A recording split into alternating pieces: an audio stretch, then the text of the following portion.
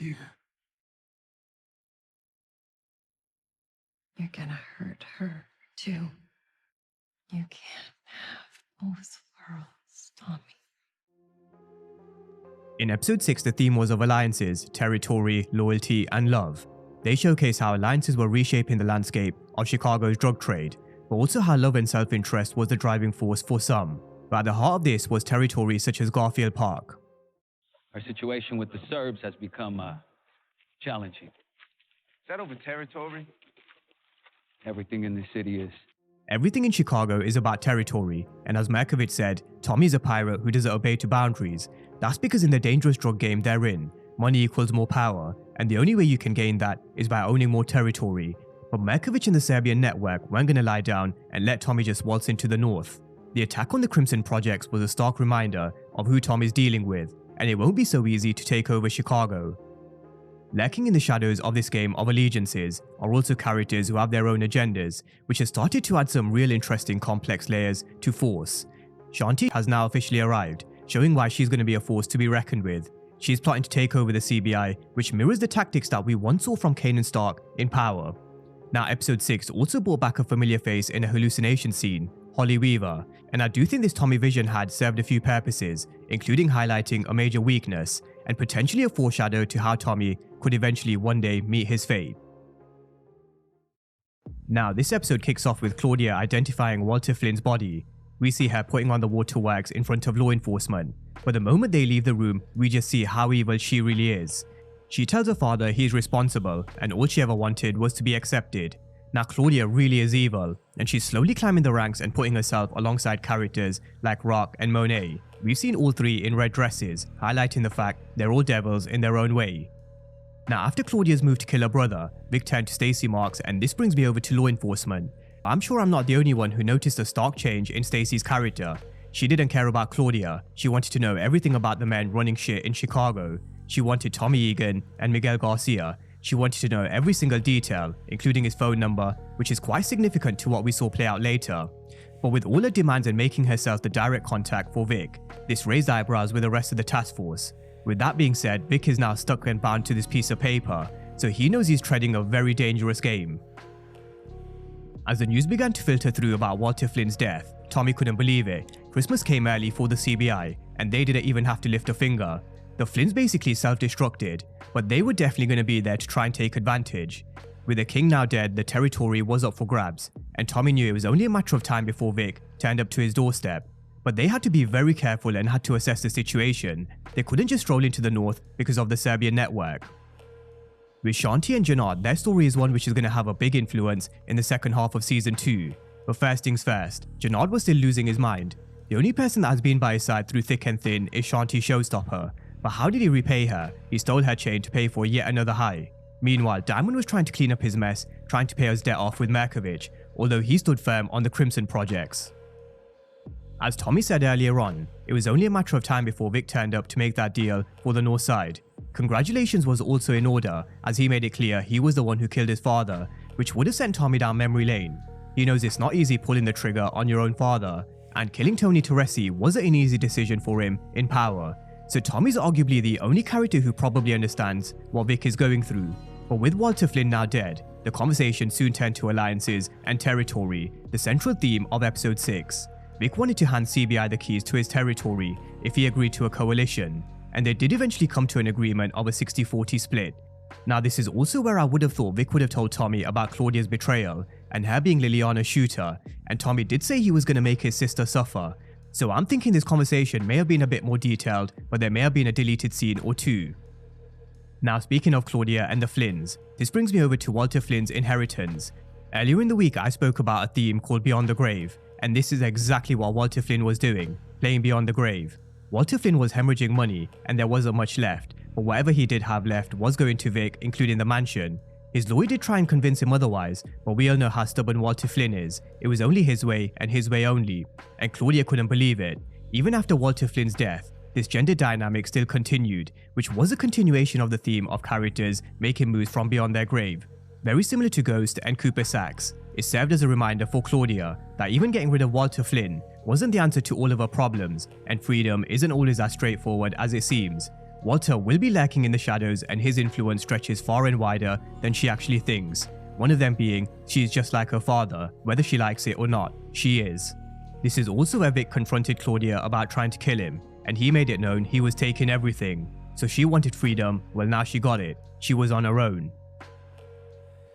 Despite Claudia being on her own, one thing we can never do is underestimate her. She's a character who's evil, and even though Walter Flynn left her with nothing, she did take something from the Flynn organization, the connections to their suppliers. With this, she went to Merkovich, who did give her protection, and so we were beginning to see these alliances reshape and take place. She also reconnected with an old flame from the past who took her to a private exclusive strip club. This is where Claudia spots an opportunity, a place where she could shift her pills. However, with no money and no idea how to distribute the product, she still needed to form another alliance, and so intertwined with Claudia's next move was also Jenard. Jenard at this moment in time is a complete wreck. He's lost half of his organization, he's just lost his father, he owes Merkovich money and no Connect is doing any business with him, including Miguel Garcia and a Connect called Yo-Yo. He's completely zombied out with half a pizza slice in his hand and stains all over his t-shirt.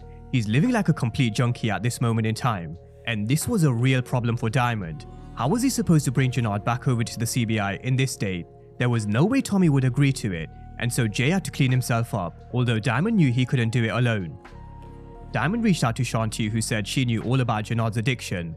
This is also where they spoke about the alliance, where Shanti started to plant the seeds of her plan.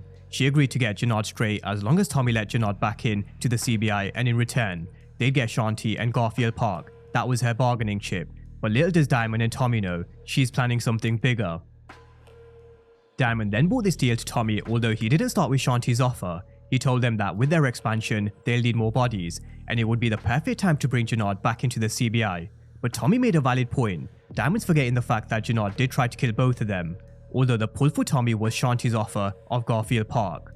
Now the most important part of this conversation was where Tommy asked Diamond whether there was anything else he needed to know about his brother, and Diamond said nah, everything's cool, and so Tommy didn't question it again.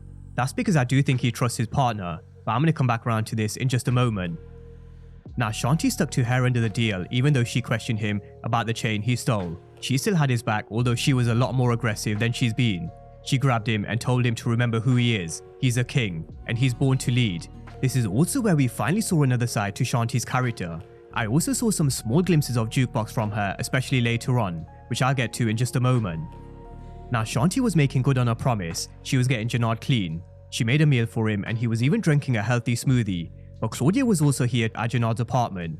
Claudia came to Jenard with an opportunity, and as I mentioned before, Claudia is very business savvy, but she does lack in the distro department. It's why she had to approach Tommy in season 1, and why she wanted to team up with Vic with Dahlia and also the Serbs.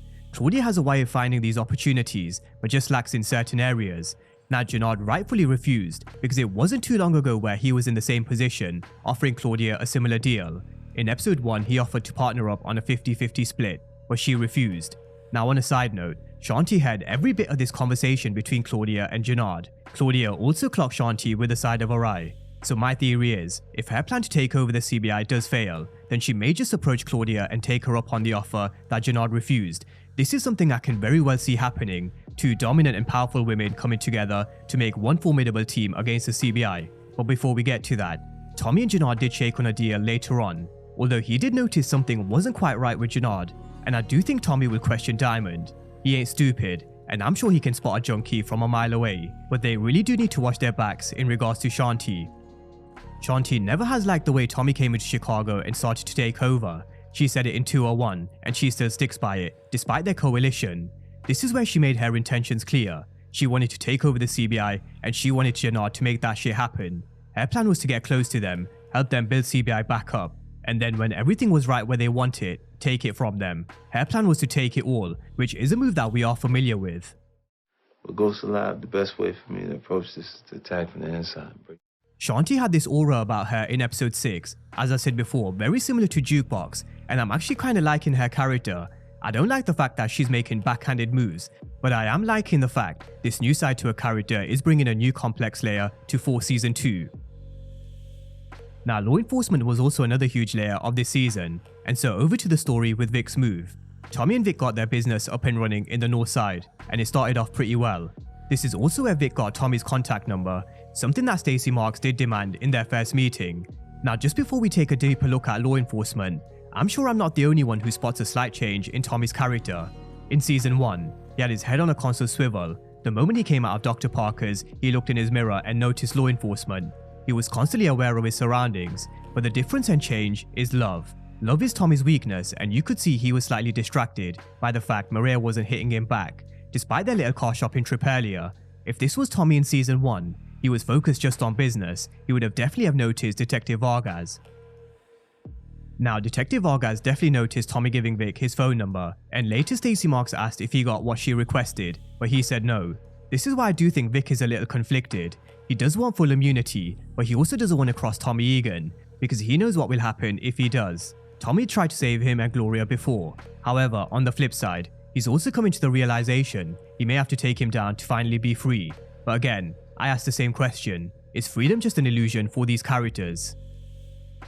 Now, Markovich and Tommy also met before he moved into the north with Vic, and you're going to realize why I left this particular story last. This meeting was to tell Markovich he was moving into Walter Flynn's territory in the north, but the problem is, this is right above the edge where the Serbs operate, and Markovich likened Tommy to a pirate, which is Tommy in a nutshell. Pirates are known for their complete disregard for boundaries, but this is where Markovich probably thought, he's coming for the Crimson Projects, and they're gonna come all guns blazing. The Crimson Projects was all up in smoke and gunfire, and by the time the Serbs were done, there was a hell of a lot of casualties. We saw Big Smurf and a few others from the Crimson Projects coming to the hospital with extreme burns, and with Maria being on the front line, the moment she heard the Crimson Projects, her heart sank. She knew that was Tommy's territory, and he could have been caught in the crossfire. She tried to text Tommy, and when he didn't respond, she feared the worst, because her love for him is genuine, which also puts probably the theory of her running game on Tommy to bed. Now, as Maria was fast asleep, Tommy was outlined in the north, and he didn't just hear a familiar voice like he did in 201. He saw none other than Holly Weaver. Hallucination scenes serve as a constant reminder of one's guilt and remorse, and Tommy's actions of killing Holly still hurts him to this very day. Not just because Tommy loved Holly, but because he unknowingly killed his unborn baby, which was a nice touch to add to this hallucination. This was a reminder of who Tommy killed, not just Holly. Now, this is where Holly also said something very similar to what Tommy recently told Tariq St. Patrick. He can't have both worlds. Earlier in the episode, we saw Tommy coming to see Maria, but every time he's with her, he's constantly interrupted by the street and drug game. He can't be a drug dealer and love at the same time, because Tommy is someone who always ends up hurting people he loves. So very similar to Ghost and Tariq St. Patrick, Tommy is somewhat living a double life of his own, which I do think has foreshadowed Tommy's eventual downfall, love. As I mentioned before, Tommy was distracted earlier on in the episode because he loves Maria, and if it wasn't for that, he would have clocked Detective Vargas and maybe even connected the dots to Vic Flynn. But this Holly Weaver hallucination really was a great scene that added yet another layer of complexity to Tommy's character. Holly Weaver is a scar that he will never be able to get rid of, so is she right? Will it end badly for Maria Garcia? Now, elsewhere in episode 6, we started to see the cracks in the relationship between the Garcias. Miguel Garcia's move that he made by breaking Kendall's hands left Maria fuming, and where she refused to give Miguel his insulin shot, despite their grandmother asking her to help her brother, her response was he was her monster. Now, what this did also was push Maria further into Tommy's direction, and eventually I think she is going to help Tommy because her love for him is genuine. We were also introduced to Leon's father, Jamal, who really had a no-holds-barred approach to Leon. He said it wasn't because he hated him, he was trying to make him a man. He was trying to help him toughen up. Now, I do agree that Leon does have to toughen up, because if he doesn't, he will get swallowed up in this world. Although I don't agree with his methods, I think this was OTT, and he certainly deserved being choked out by Diamond. So this storyline is one to keep an eye on. I wouldn't be surprised if Diamond came back to finish off Jamal. JP was also a drunken mess, and that's because D-Mac was the glue that kept this family together. He was a light during dark times for this entire family. When JP had issues with Herman's health, a mountain full of debt, Kate's drug addiction, and where Tommy had lost almost his entire family back in New York, D-Mac was a light that gave everybody a different kind of hope. Now, it was also very interesting they said Kate was missing. We all know she relapsed after episode 5, after she thought Tommy and JP killed D-Mac, and I wouldn't be surprised if this is where she goes back to New York. With the glue of D-Mac no longer being around, there's nothing left for her in Chicago, because he was her strength. We also saw her in Ghost Season 3 with her boxes packed, which is ahead of the Force timeline.